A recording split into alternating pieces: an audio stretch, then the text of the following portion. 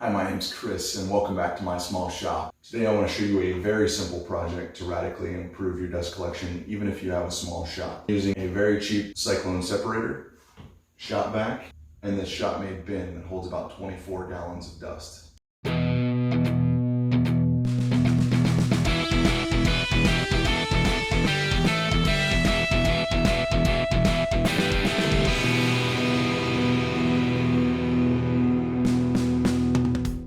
Part of this project's really going to suck, and it's pretty much going to sit around collecting dust. Okay, I had to do the dad jokes. But in all seriousness, today I want to show you a very simple project you can build to radically improve your dust collection. So this will be a full-length build video that follows along as I've designed and built this. I also have plans that are available on my website. So before we get into the build, I just want to give you an overview of what we're going to be building. Really, we're going to be building three primary components: the bin, the platform, and the frame that supports it. The bin is just a simple box with a 20 by 20 base that's 14.5 inches tall. It'll also have a sight window made out of 1/4 inch plexiglass and handles on either side so that you can lift it and dump it.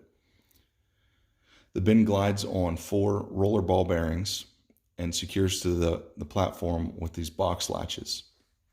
The platform is just a simple piece of 1/2 inch plywood with a hole cut in it and a frame that goes around the top to give it some rigidity and give you a spot to attach the box latches. And then that's all suspended by a simple 3/4 inch plywood frame that you could also cut from scrap from the same 1/2 inch sheet of plywood, or you could glue it up and make 1 inch strips. But anyhow, this frame just supports everything. And then there's a gasket on the underside of the platform that seals to the top of the box to give it a complete seal. I have dust collection that comes in from all of my machines, and it goes out to a shop vac.